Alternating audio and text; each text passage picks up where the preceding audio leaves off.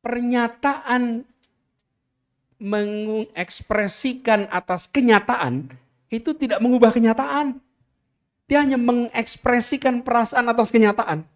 Sesudah itu nggak ada perubahan.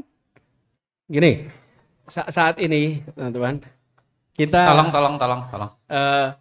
tanya nih soal gaji nih, gaji DPR, honorer. Sebenarnya ini tip of an iceberg. Ini adalah puncak gunung es nih. Masalahnya ada yang lebih serius sesungguhnya, yaitu sistem penggajian kita yang secara umum itu masih problematik.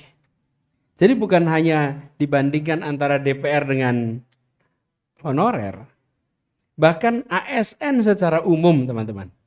ASN secara umum, yang honorer ASN, itu kita masih punya masalah yang serius di situ. Jadi saya melihat ini tuh puncak gunung es yang tentu saja mengganggu rasa keadilan bagi semua. Apalagi ketika barusan ada statement tentang gaji guru beban, kemudian muncul anggota dewan dengan angka yang fantastis. Itu mengganggu rasa keadilan kita. Tapi sesungguhnya kalau mau dikoreksi, Judit mana Judit tadi? Judit, kalau mau dikoreksi ya teman-teman, kita memang harus serius mereview tentang sistem penggajian kita. Dan teman-teman,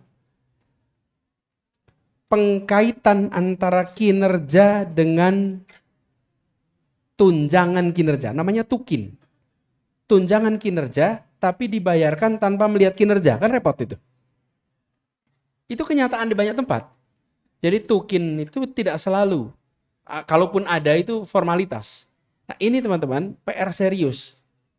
Jadi Judit, kalau di dalam public policy itu, ketika mau melakukan reform, salah satu faktor yang bisa membuat reform itu terjadi namanya momentum. Oke. Dalam policy making ada namanya orang-orang yang mau mengusung sebuah policy. Misalnya mengusung tentang perubahan sistem penggajian. Ini adalah momentum untuk dibawa. Dan bagi yang mau mengubah pemegang kewenangan nih, apakah presiden, apakah Kementerian Keuangan, atau Kemenpan RB, atau BKN, Badan Kepegawaian Negara, ini harus dimanfaatkan sebagai ini momen di mana publik menuntut ada reformasi. Ini masukin di situ. Jadi kita tidak berhenti sama ini nggak adil. Pernyataan mengekspresikan atas kenyataan itu tidak mengubah kenyataan. Dia hanya mengekspresikan perasaan atas kenyataan. Sesudah itu nggak ada perubahan. Tapi kalau ini menjadi momentum, maka ini momentum benar-benar momentum bagus. Dan kita punya PR serius di sini. Kenapa saya katakan PR ini? Karena apa? Karena muaranya pada korupsi. Korupsi itu salah satunya adalah karena kebutuhan.